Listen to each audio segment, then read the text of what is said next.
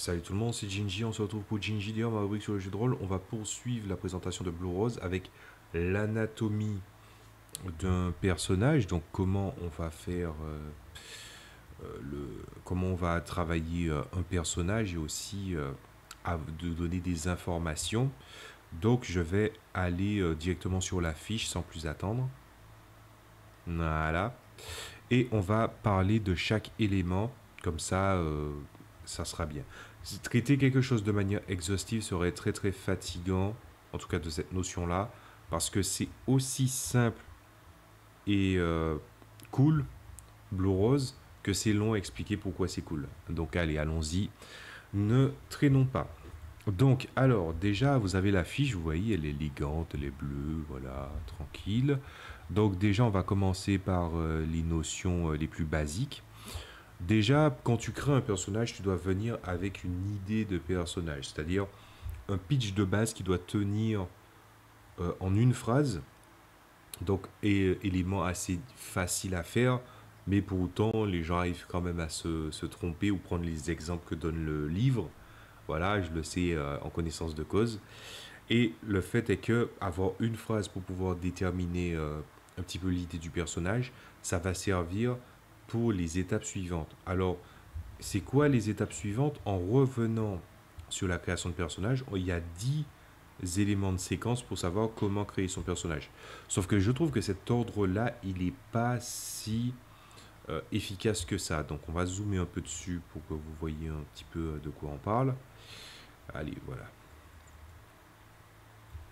Voilà, donc là, on te dit de venir avec une idée de personnage, puis déterminer les caractéristiques, choisir la race, le background, la classe, choisir l'équipement, calculer la défense et la vitesse, prendre un nom, le goal, donc c'est l'objectif de ton personnage, et le persona, c'est-à-dire la somme de toutes les arcanes mineures qui va déterminer la personnalité de ton personnage.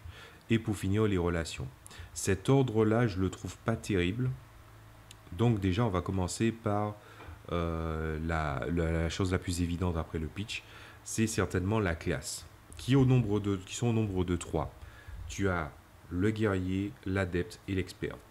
Le guerrier se spécialise des arts martiaux, l'expert se spécialise du jack of all trades, le spécialiste des compétences en général, mais aussi le spécialiste de la finesse et de la communication. Si vous regardez les caractéristiques, vous verrez qu'il y a la caractéristique communication, il n'y a pas de charisme. Donc là, en fait, il est admis dans cet univers que tu joues un héros, et surtout un héros haut en couleur, puisque c'est un dérivé de la high fantasy.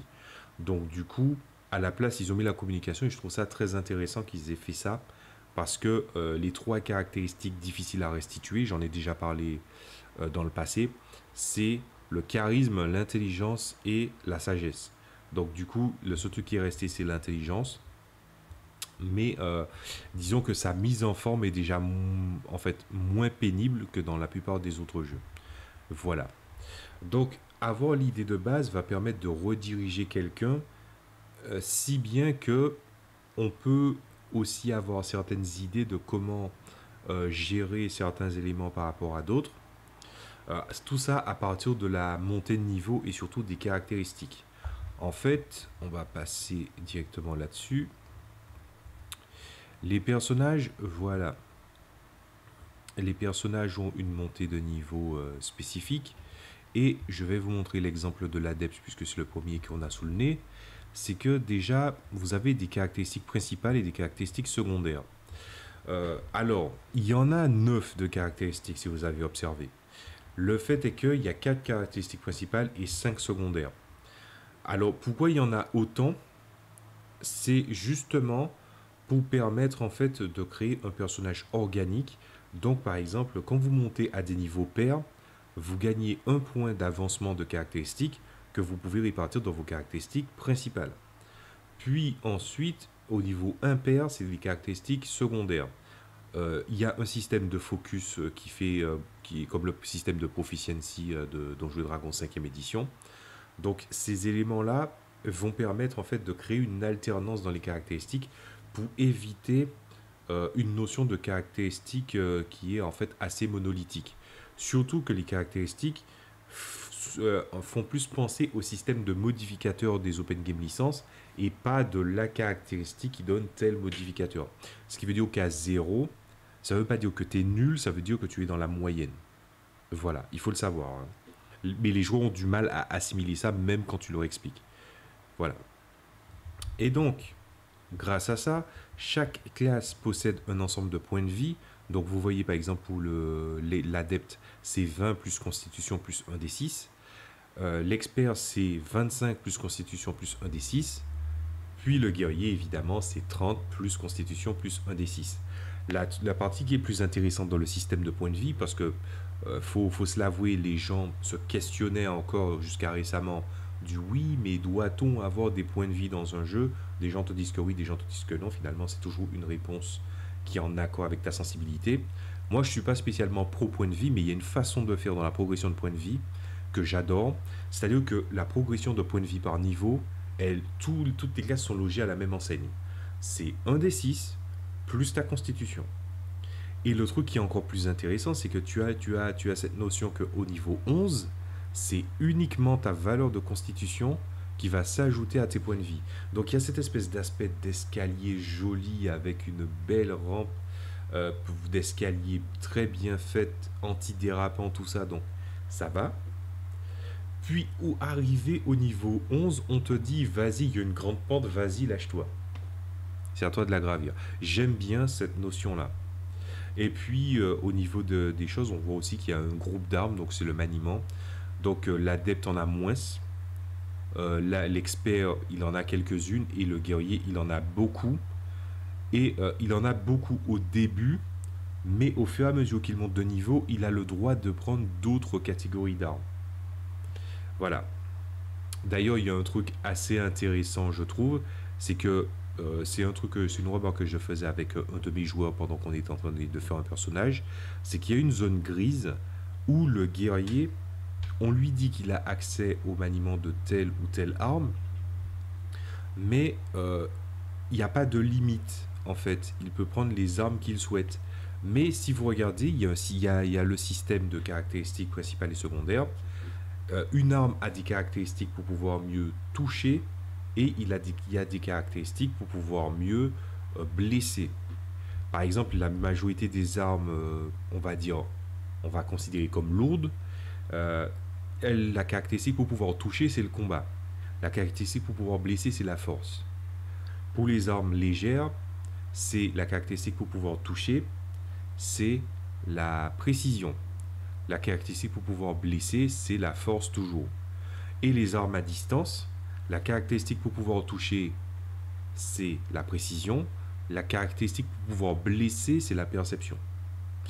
Donc, par exemple, on pourrait se poser la question du oui, mais est-ce que si je trouve que l'adepte il n'a pas assez d'armes, ou bien tu veux créer un nouveau setting, pas dans l'univers d'Aldea, oui, je trouve que l'adepte mériterait d'avoir plus d'armes. Encore une fois, le mérite, hein, tout ça. Est-ce que ça serait pas bien qu'on puisse l'ajouter? Ah ben, figurez-vous que vaut mieux ne pas bouleverser les caractéristiques principales et secondaires. Par contre, oui, vous pouvez autoriser. Mais n'oubliez pas que les choses sont faites d'une certaine façon à ce que certaines catégories de caractéristiques peuvent monter de manière permutable. C'est-à-dire qu'un niveau, au niveau 2, donc, ben, c'est les caractéristiques principales qui vont monter. Et ensuite, au niveau impair, c'est les caractéristiques secondaires.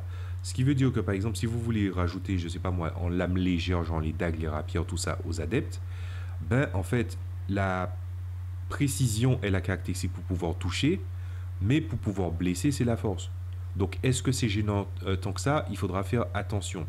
Surtout que, en progressant, les classes, au niveau 4 et au niveau 12 respectivement, ils ont le choix d'une spécialisation. Donc en gros, les spécialisations sont un engagement que votre personnage a, qu'il va réussir à atteindre au travers. Il y a toujours une mise en scène dedans, donc soit tu vas payer une formation, soit tu vas suivre une formation pendant un certain nombre de temps, ou soit tu vas faire une quête pour avoir l'objet ou pouvoir prouver ta valeur pour pouvoir avoir accès à cette spécialisation. Mais la spécialisation n'est pas obligatoire. À la place, tu peux prendre un talent. Et le talent, est-ce que c'est forcément moins bien qu'une spécialisation? La réponse est non. La spécialisation va te donner un talent très très spécifique à ce que ça représente en fait. Donc il n'y a pas de mauvais choix. Et c'est ça qui est bien dans Blue Rose, c'est qu'il n'y a pas du tout de mauvais choix. Revenons maintenant voilà, aux différents éléments. Donc là, vous avez le nom, vous avez la race. Donc la race, on peut basculer rapidement là-dessus. Donc il y a plusieurs races. Il y a les humains, le peuple de la nuit. Donc ils ressemblent beaucoup à des demi-orques, mais je pense que la ressemblance s'arrête là. Donc les Raïdan, qui est pas vraiment une race, mais plutôt un état de sentience causé par la magie, qui leur donne accès aussi au passage à quelques pouvoirs magiques, et leur création de personnage est légèrement différente des autres. Il y a quelques problèmes là-dessus, donc s'il y a un truc que j'ai à dire là-dessus, voilà, on va y aller. C'est ici. Alors, si vraiment vous êtes intéressé par Blue Rose, faites très attention à ce que je vais vous dire là. Là, vous avez des exemples. Tout cela est des exemples. Donc, il y a quand même une certaine logique à certains endroits, mais il y a quand même des choses où tu te dis la personne n'a pas vraiment bien restitué les performances d'une créature. On va voir de quoi il est question. Donc, par exemple, on va prendre les plus lourds. Donc voilà, vous voyez, il y a l'ours, il y a le singe, ils ont beaucoup de caractéristiques. Après, ils ont leurs atouts qui sont les leurs et les dégâts ont l'air crédibles. Surtout le singe avec le fait qu'il ait des mains comme les nôtres, donc du coup ils peuvent porter des armes. Et le fait est que il y a vraiment des monstres en fait des créatures qui se sont fait enfler. Le dauphin c'est le pire. On va s'arrêter un petit peu là-dessus. Donc vous avez très peu de caractéristiques. Un bonus de communication a été souhaitable. Les déplacements, alors il faut savoir que le déplacement c'est pas le déplacement par round, c'est le déplacement par action de déplacement. Donc, pour vous expliquer c'est quoi la différence, dans Donjons et Dragons, il y a une différence de déplacement. C'est le déplacement, la distance que tu peux parcourir par round. Dans Stop Blue Rose, il y a deux types d'actions, les actions mineures et les actions majeures. Le déplacement est une action mineure. C'est-à-dire que le déplacement, c'est jusqu'à 10 mètres au maximum par action de déplacement. Sauf que déjà, on voit que même à la nage, le dauphin s'est fait enfler. 10, c'est trop peu, je trouve, pour un dauphin. En plus, regardez-moi cette aberration. Le crocodile, il est à 8 et à 10, donc il se déplace à la même vitesse qu'un dauphin sous l'eau. Excusez-moi, mais je pense pas que ce soit crédible. Je dis pas réaliste, hein, je dis crédible, vraisemblable. Ce qui est important dans un jeu de rôle, c'est sa vraisemblance et la logique à partir des éléments qui sont donnés. Donc il y a vraiment un problème là. Ensuite, le dauphin, donc le slam, il a un des 6 et je trouve ça très bizarre qu'un animal qui, par exemple, s'il utilise vraiment sa queue et son corps, qui utilise des fois, on peut clairement dire, au vu de ses mouvements, 2 tiers de son corps, un des 6 de dégâts seulement. C'est vraiment très mauvais. Et ensuite, les colocations et retenir son souffle, je trouve que c'est évident que ça soit aussi bien, mais je trouve ça aussi. Je trouve qu'il est assez déséquilibré. Par exemple, le loup, on voit que par exemple, il y a un gros effort qui a été mis sur le loup, sur ses possibilités. Après, la morsure du chien et la morsure du loup est identique. Là, faut vraiment être tatillon, mais jusque-là, je trouve ça pas mal. Mais vous voyez il y a deux, trois trucs qui viennent à changer des trucs. Et puis aussi, par exemple, le dauphin, il a le coup avec son corps, mais ça aurait été bien de mettre sous forme d'attaque de charge l'attaque avec son rostre, avec son bec. Voilà. Donc n'hésitez pas à revisiter des choses et il faut toujours que ce soit vraisemblable. Le but c'est pas de faire des choses qui soient, on va dire, broken. D'autant plus que il y a un élément qu'il faut savoir, c'est que dans ce jeu, ils font en sorte que la morphologie de la créature fait partie de la difficulté. Ce que je veux dire par là, c'est que vous allez voir prendre l'exemple de l'ours. Un ours, c'est gros, c'est volumineux. Tous les endroits civilisés n'ont pas fait comme ergonomie, même si les Raïdan, c'est une chose très présente, ils n'ont pas fait en sorte que tous les endroits soient accessibles aux créatures, mais plutôt aux humanoïdes. Parce que les Raïdan constituent une population, bien que représentée, assez moindre. Et ça fait partie de la difficulté du jeu et tu ne peux pas se substituer à ça. Ou par exemple, je crois qu'il y avait le Vison. Voilà, enfin, c'est les Hermines. Weasel, c'est Hermine, je crois. Les Hermines, c'est petit. Mais il y a une notion où tu peux, par exemple, faire en sorte que tu peux prendre certaines excentricités. Par exemple, les chats de Blue Rose, donc les chats siamois, eux, ils sont pas de la taille d'un chat, ils sont de la taille d'un guépard. Donc tu peux très bien essayer de prendre certaines excentricités. Par exemple, faire un éléphant adulte qui, euh, qui est de la taille d'un ours ou ce genre de choses-là. Mais par contre, il y a une règle, c'est que il est interdit, ou plutôt c'est pas conseillé, de faire des Raidans qui soient des créatures surnaturelles. Donc les Pégases, les licornes et les griffons, vous oubliez.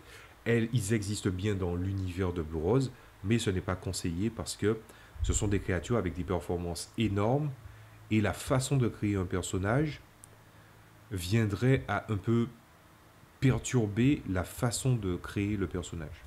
Après, il y a d'autres subtilités et voilà. Donc on va continuer. Donc ensuite, vous avez le peuple des mers. Voilà, donc ils peuvent voir dans la nuit. Voilà.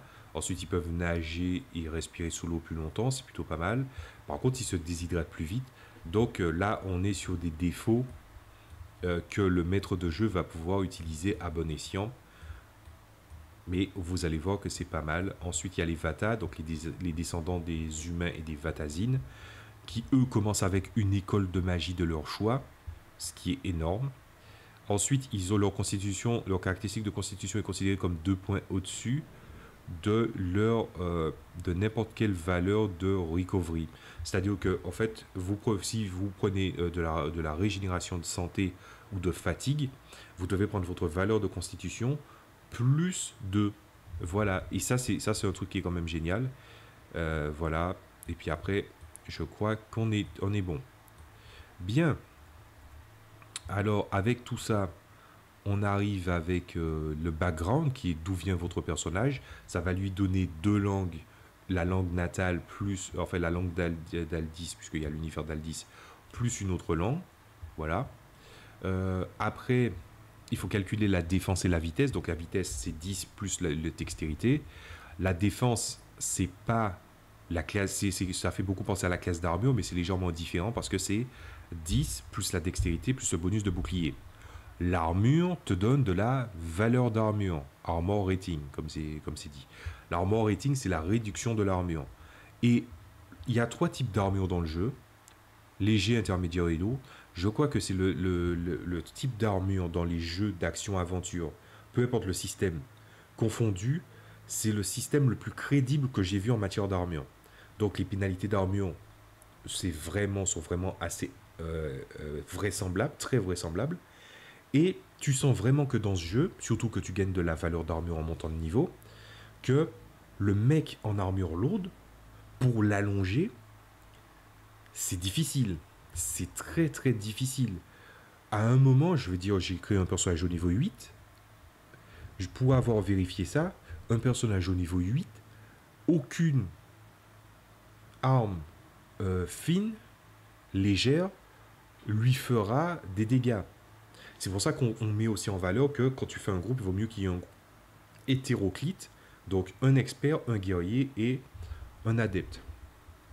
Voilà. Donc la santé, on a déjà dit, donc les pouvoirs, les talents et les spécialisations sont renseignés ici.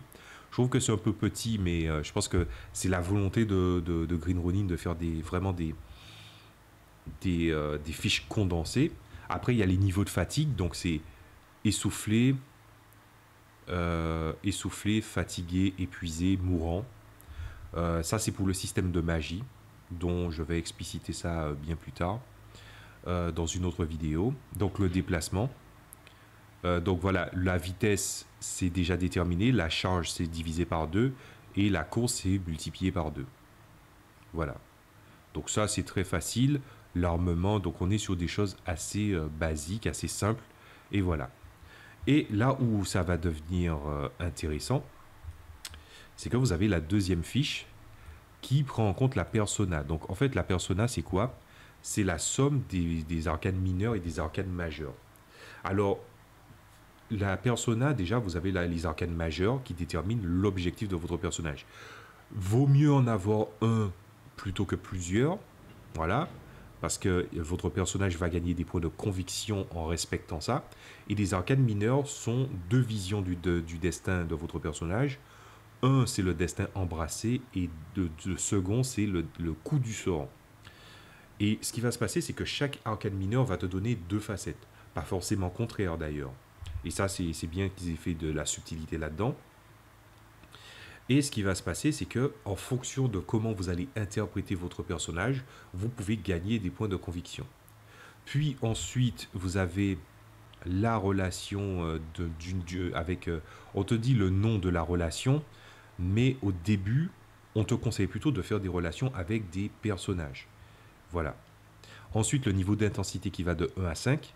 Et on te parle du lien de relation. En fait, il faut que tu fasses une phrase, enfin, il faut que tu fasses maximum 2 phrases où tu fais ton personnage s'exprimer à la première personne pour parler de ce qu'il ressent vis-à-vis de ce personnage-là ou la nature du lien. Voilà.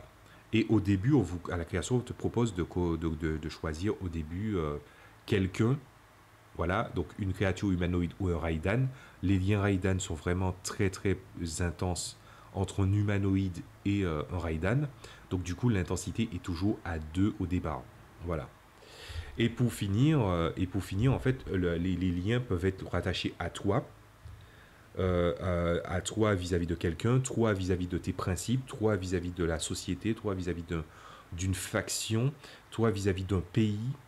C'est vraiment beaucoup de choses. Et en fait, l'intensité peut être brûlée, c'est-à-dire que à des moments précis, tu peux déclencher un élément qui va venir, des fois, par exemple, si c'est une personne, venir aider cette personne ou faire en sorte de la protéger ou même de la buter, si le lien, c'est un lien de haine.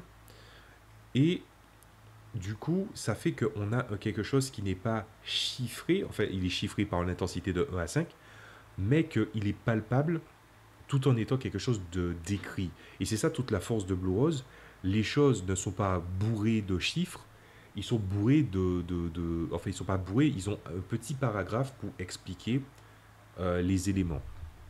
Donc je vais revenir pour finir sur le dernier truc. Quand tu joues une classe, tu gagnes aussi des points de talent. Les écoles de magie sont aussi renseignées dans les points de talent. Et les points de talent sont divisés en 3 niveaux. Enfin, les talents sont divisés en 3 niveaux. Novice, compagnon et maître. Donc je vais vous faire une petite présentation rapide des talents. Voilà, les talents, ça ressemble à ça. Voilà. Donc du coup, vous avez le talent, la classe requise, les prérequis, la description rapide, le niveau novice, le niveau compagnon, le niveau maître. Et vous avez Animal Training, vous voyez, c'est des petits paragraphes. Donc si vous êtes si vous êtes en numérique, vous n'avez qu'à faire un outil capture et vous donnez ça à la personne. Donc c'est très pratique et c'est quelque chose de facile à parcourir. Voilà. Donc je pense que c'est tout pour l'anatomie d'un personnage. La seule chose que j'ai à dire, c'est que la fiche de perso, elle est compacte.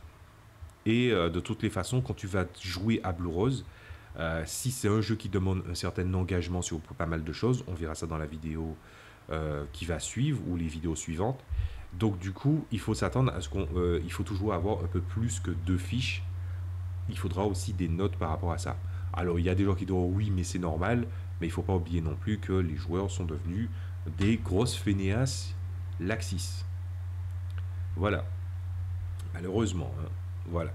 Donc, je vous dis à la prochaine fois pour d'autres vidéos. Donc, la prochaine vidéo sera forcément sur du Blue Rose. Et là, je pense qu'on a parlé du personnage.